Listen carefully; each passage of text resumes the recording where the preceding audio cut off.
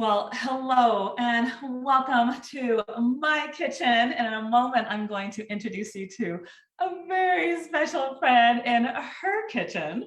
But before I do that, I just want you to pause, whether you're watching the replay or you're tuning in right now, and just pause for a moment and think of somebody who has been a part of your path, who has not only held your hand, but maybe walked you through some difficult times. As I raise my hand, I am pointing at my very special guest and beautiful friend, Reverend Kathy Norman. Kathy, welcome to the show. I'm so grateful you're here. You're welcome. And before we talk about exactly how and why you mean so much to me, and actually, no, before we talk about what we're about to make, how about that? I want to share with our community that I don't know if you remember this, but it was over 20 years ago when I was trying to get pregnant and we were looking at, you even came to like a Chinese girl adoption picnic with me, I remember. We went to do that together. Yes, I remember. Yes. And I remember we tried that route. We tried some other adoption things. And then, of course, we found out from my OB that, gluten was the problem. And once I figured that out, then you helped me with some new cookbooks. And so I just want to say thank you for always believing in my path. Like you have always been there saying, it's going to be on God's timing. It's going to be in divine timing. It's going to be, you said, what's meant for you is what's meant for you. And that has always stuck with me. So thank you, Reverend, and welcome. It's my joy. You are my kindred spirit, my friend. And I've always just loved and adored you. And we almost share a birthday together, one day apart. We love ourselves. It's like, ooh, we love us. Yes, birthday twins. Yes, indeed. Love it. Okay, well, let me do a quick tech check because I want to make sure that everything's in line. And yes, learn how to make sugar-free pie is up. So we are good. So the title of our talk today, yes, I was getting all emotional with Reverend Kathy before we went live, and I'm going to try to keep it together as we're talking. And the fact that we're talking about pie, that's all joy. So let's jump in. What are we making today? Oh, this is my favorite thing because it's great for families that are staying away from sugar, kids that don't like vegetables, and so. I know some of those people pretty intimately. Oh yes. Oh, I know a lot of those people. They don't like vegetables. So basically, we're doing an apple pie filling, and I actually don't use the crust, but I do fill it into like a little bowl and put granola on the top. It tastes exactly like apple pie. So we're going to use chayote squash. It looks like this. And I know, Michelle, that you couldn't get it in Denver at the supermarkets. We can here in California. We can get it here.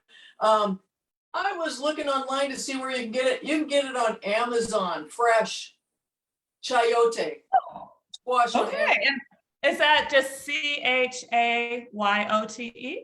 That's it. Yeah. Okay. I think I have seen those before, but I didn't know what they were. So I'm excited to see what it looks like when you start working with it. It's almost like a pear, right? Yeah, it kind of looks like a pear. And and what I love about chayote, you can make it taste like anything.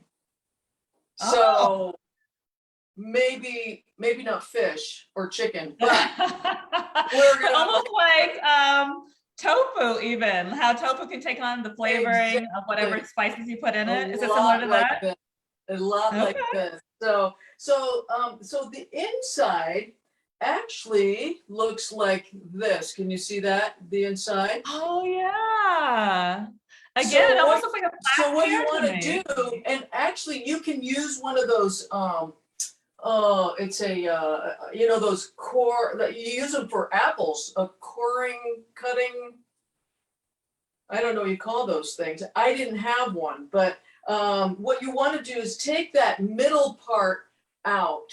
Well, first of all, let me back up. You're going to peel it, and it's really easy to peel. And Oh, the reason you want to peel it is because it yeah.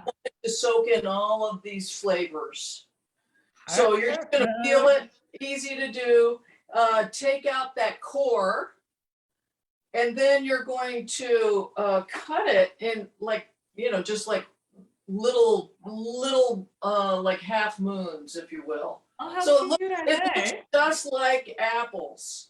So then Yes. after that, you're going to steam them. And Ooh, and I don't steam them for very long, but I, so pardon me. I have my iPad over here. I'm just double checking to see if we had any questions or comments. And so oh, I had good, to good. turn the volume way down. But That's if okay. anybody is tuning in now, we are making a delicious sugar-free pie with Reverend Kathy Norman. And I've got my iPad here, so please know you still have my full attention, but just double checking for comments and questions once in a while to my right. Good, good, good, good, good, good. So before so I have a steamed chayote in here. Before Oh, I do that, wow.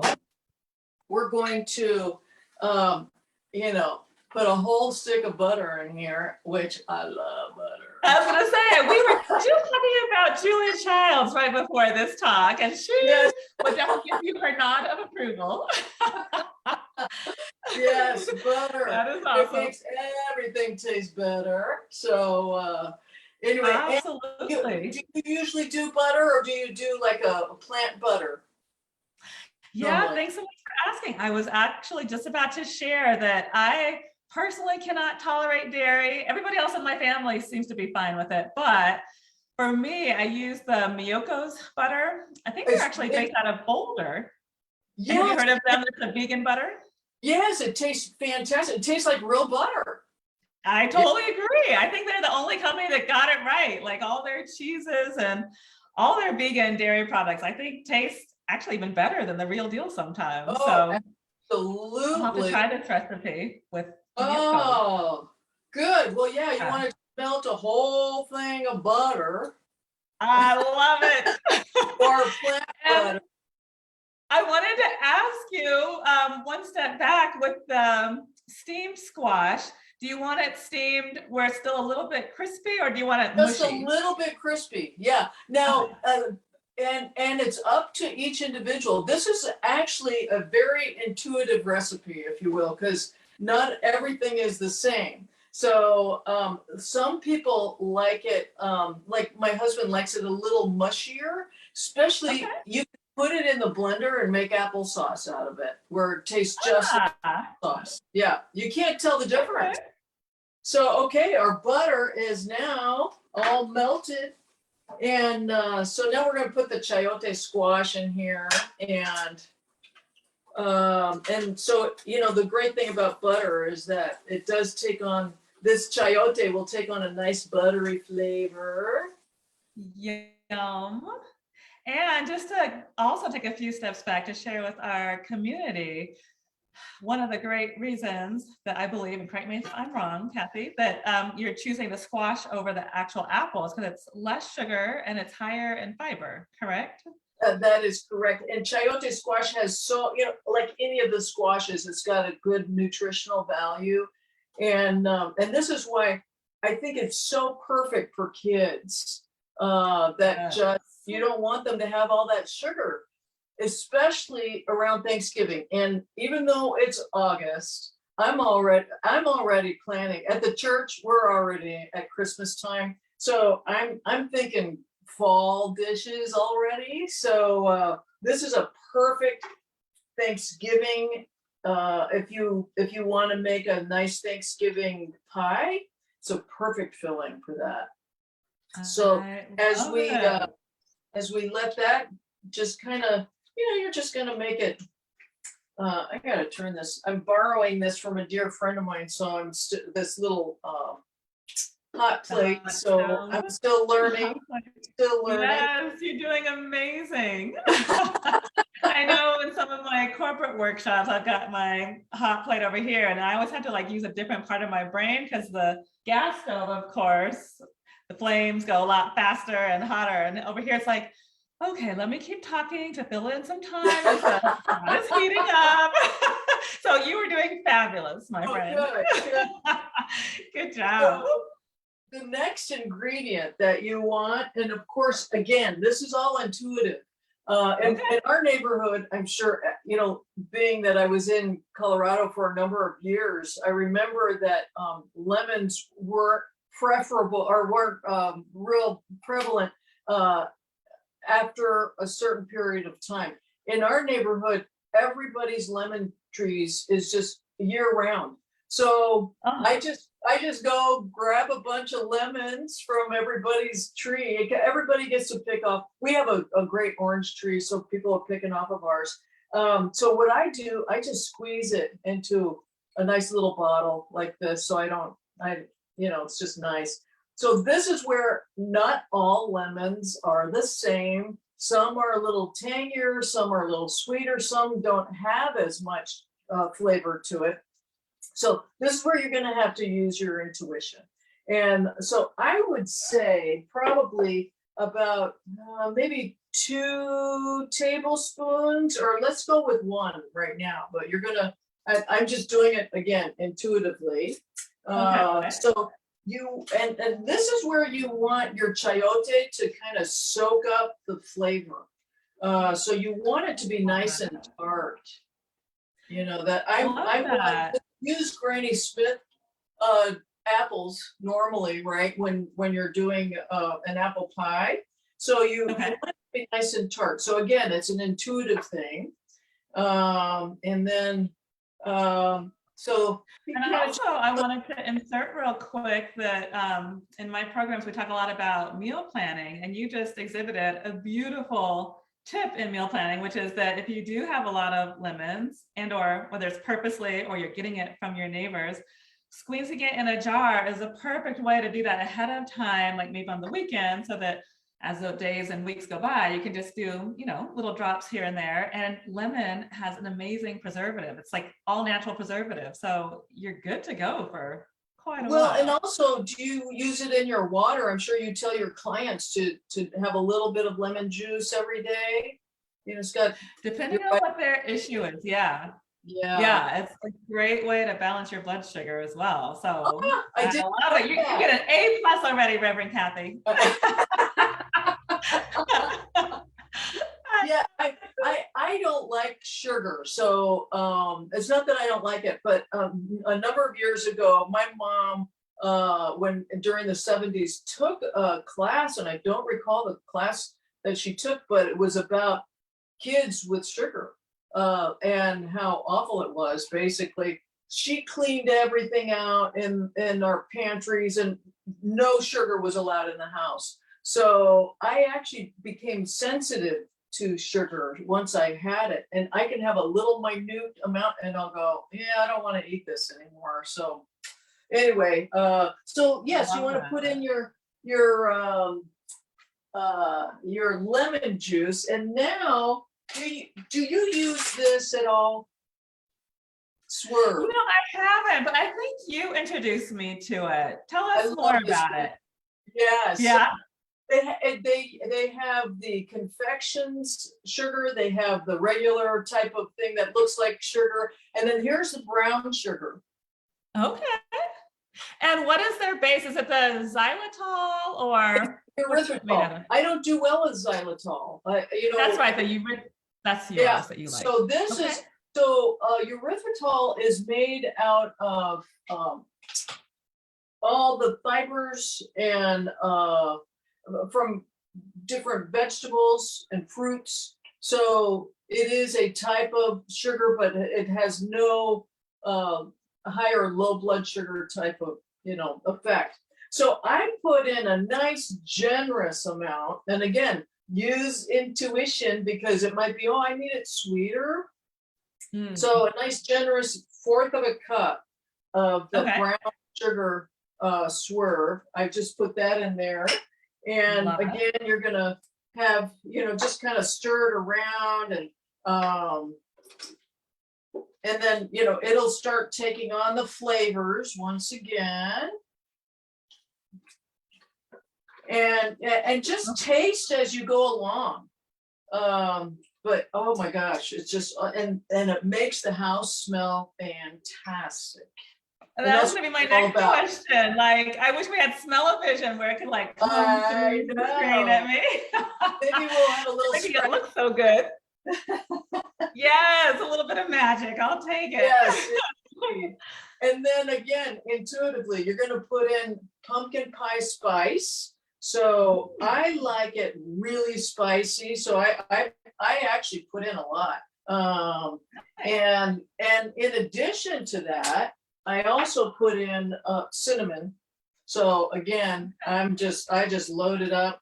And just some people don't like it as spicy as I do. I really do. And then it does make the house smell even better. So I love it. And let me ask, so this is with the sweet, so you're doing heavy spices. In general, do you tend to like more spicy foods or more savory foods, if you had to choose? Spicy. You like spice all the way around. So I love it. It's part of the fire sign of being a Sagittarius. We're spicy. I totally agree. Fire. So then, oh my after goodness. you've added your spices, once again, this type of squash is so good at just bringing in all the flavors. So I'm big on salt. If you add a little sweetness, you got to have just an underlying that creates a little more richness. So I don't put a whole lot in, but again, you got to just kind of, use your intuition. And love that. And does that happen to be sea salt? This is your yeah. I use the pink salt, the Himalayan. Himalayan, very good. You are very high on the nutrition scale today. Good. Yeah, good job.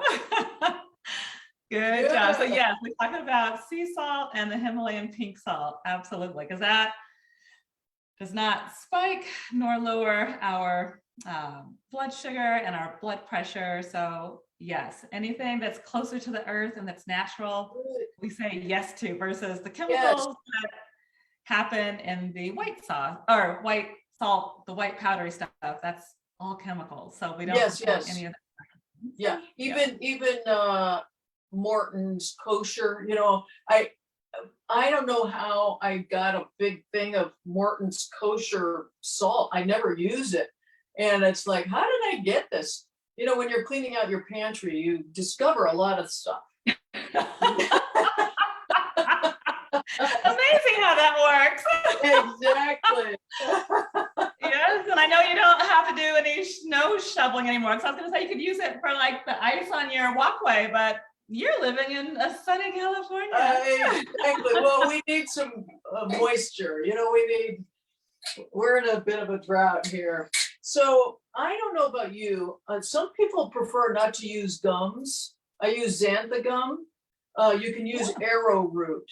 But I use both, actually. You use them both? Yeah. Yeah. Interchangeably, depending on the recipe. So I think this is wonderful what you're doing. Yeah. And again, I forgot my little spoon, but I would go with probably just a quarter of a teaspoon. You don't need much. So that will thicken it. And awesome. So that's what makes it more saucy, right? The saucy part of that yummy. And then you're making kind of like a cobbler, even. You're making like a cobbler, it seems like. It is. This is one of my husband's favorite, and my mom too. She might be joining us on Facebook. If she's not, she will watch this later. But this is one of her favorite desserts.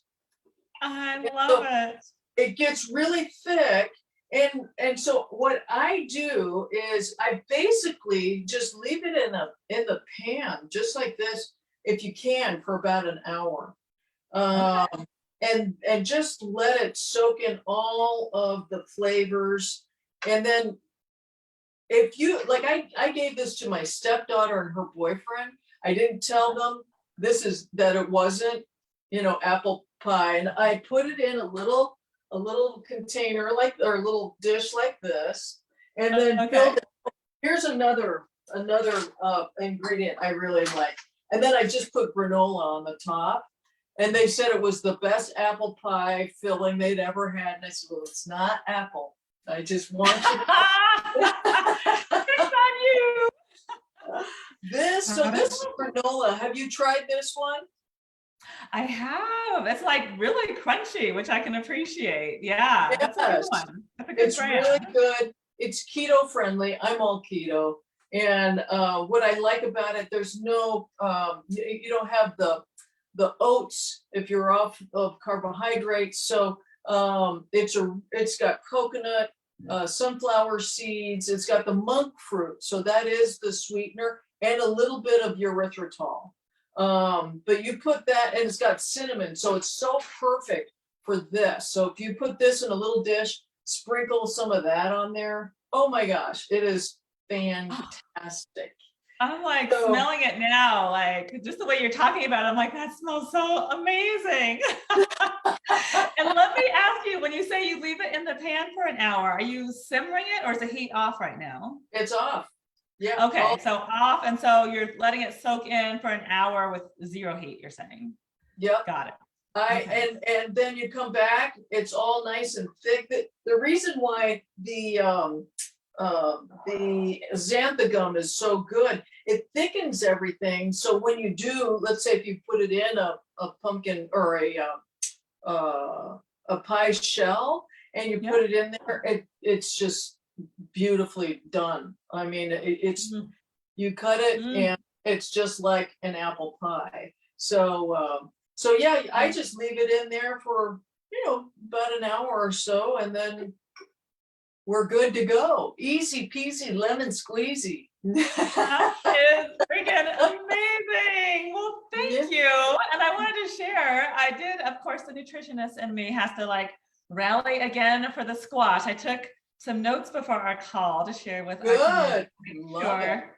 They were even more motivated because, of course, you made this look beautiful, but also hopefully they'll stay motivated to choose the squash perhaps over the apples, because as Kathy shared, lower in sugar, but squash is also really high in magnesium, in calcium, in iron, in vitamin C, which we all need more vitamin C right now as we're going through the transition of seasons to keep our immune systems boosted. And it's also really high in antioxidants. So I love I it. strongly encourage anyone who's watching, like, try this out. Come back here and show us pictures of your creations in the comments for extra bonus points. Oh yes, extra. So I might even send my own pictures for extra bonus points. I love that. I would love that. Love that. Nice. Well, and then before you go, of course, I have to ask you the interviewing question, which we talked a little bit about Julia Childs and how she's been an inspiration to both of us. Yeah. But I'm really curious about your childhood. Like, do you have a favorite memory from childhood that centers around food, whether it was in the kitchen or at a family reunion? I love it. That's such a great question. My mom she was a Julia Childs fan, and would always watch her on the PBS program. So it was always in the background. And what I loved about how I grew up is that my mom tried everything. So in the morning, I remember having the weirdest breakfasts. One of my favorite breakfasts, and this is going to sound really strange, was liver pate. So she would make, or chicken livers sometimes, but liver pate, and we'd have it on, crackers and such, maybe with our eggs. And a few weeks back, I had COVID, and I had this craving for my childhood liver pate. I mean, that's not like what you first think about when you are sick. You usually want some chicken noodle soup. I wanted chicken pate. And so Like your mom had made it. yeah, Yes, it's like it's reminiscent of mom, right? And comfort. yeah. So I That is had somebody go get amazing. some from, we have local ranchers. I try to stay local. So anyway, she went and got me some chicken livers. She thought that was kind of strange, but I made the best chicken. If you ever, oh no, you're vegan, aren't you? No, No. I like animal Some protein. Yes. Someday, if you want, I'll show you how to make the best chicken liver pate. And so when I had it during COVID, it was like, oh, this is so nurturing. I just couldn't get enough of it. So that's my favorite memory. Uh, my mom and my dad, they went to Japan in the 70s, came back, and they had fallen in love with sashimi, and so she would always go get raw fish. That's what we had as snacks in the afternoon. I mean, Oh, I she love that. way beyond what, I mean, you just go with it, right? So you So got a very expansive palate for a young person, it sounds like. very much so. Yeah, yeah. So that's Incredible. my favorite memory. I love that. Thank you for Yeah. sharing. And so Max, tell us about this book, which I'm really surprised that I'm just now finding out about because you published this a little while ago, right? And there's a second coming. Yay! I For want some both. I want mine. Yeah, this is like taken off, and I thought, wow, it was in 2019 that it came out, and now it's just making a second coming. I'm really happy about it. And the gal that I worked with, she's my editor, but I also wanted her to have top billing, Noelle Nelson. She was fantastic to work with, and we have been talking about doing another one, and maybe it'll be Sermon on the Molehill. This one is called, so it might be Sermon on the Molehill Revisited, or Oh, something like I that. But love yeah, it. you can get it on Amazon. Okay. And And tell us a little bit about it. I know we're all about cooking today, but can you give us just a quick recap yeah, or? it is chapters on divine truth, basically. Here's I have 5 chapters on money. And I did this because I wanted to learn more about the divine aspects of money. And so I have some the 10 commandments of money, if you will, in a higher way of thinking, not like, thou shalt not spend money type of thing. But in here, it's like, how on another level can you be an attraction for all the goodness in your life? So yeah, Sermon on the Molehill, Amazon. You can get this as along I with promise you have my word. I'm yeah. buying mine today. I'm making a note so I do not forget the big star. I will Oh, buy you my are copy so today. That's amazing.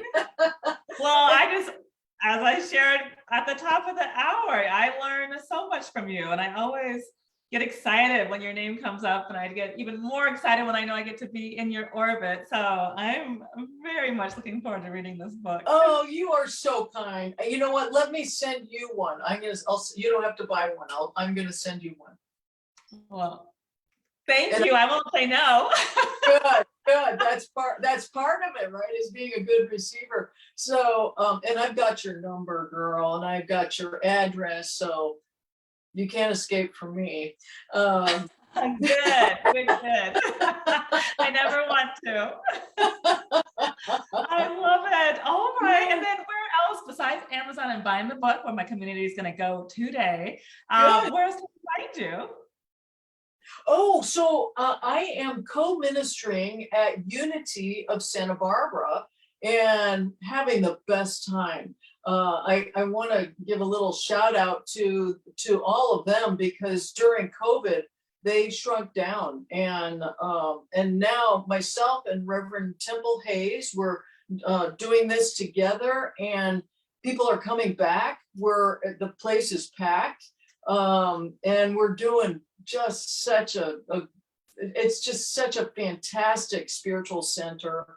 and it's got a great campus. We got a lot going on there, and it's little did I know when I retired 3 years ago from the ministry that I would get right back into it. But as I told you, I said, for this I have been born, and it's a great way for me to be of service. So if anyone wants to go to Unity of Santa Barbara, just look it up online. We've got a great website going on there right now. I love that. So not only does she cook amazing sugar-free delights, but she ministers like hundreds and hundreds, if not thousands of people. And so thank you, Reverend Kathy. Thank you for being with us today. Well, absolutely. And just one little thing I would like to just say, and that was years ago when I was in Denver.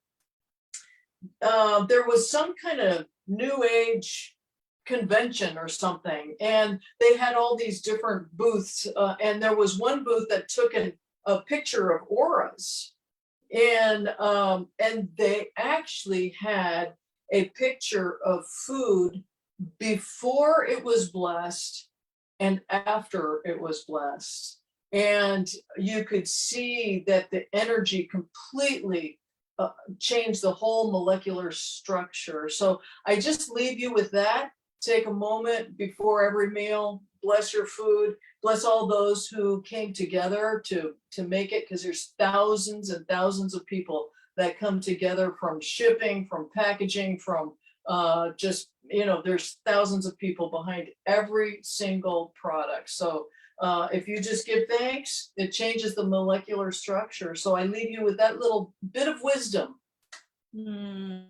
Thank you for that reminder. Yes. So we are going to bless our food. We're going to look up Reverend Kathy in Santa Barbara, especially if we're going through Santa Barbara. Please go and say hello. If you all want more of my feedback about sugar-free, sugar substitutes, then head to michellefox.com/sugar, and you'll get your free guide there. And I think that's it. Do you have anything else before we close? No, what a joy this has been. I have so enjoyed this. I love it. Yay, me too. Well, thank you again, Kathy, for spending this time with me. Thank you for loving on me all these years. Thank you for letting me love you back all these years. I cannot wait to make this. I'll probably make mine into a pie. I'll probably get the extra carbs going on. Good. Go, girl. Yeah. Love it. Well, have a wonderful rest of your day. Thank you so much. Blessings. Thank you. Thank you.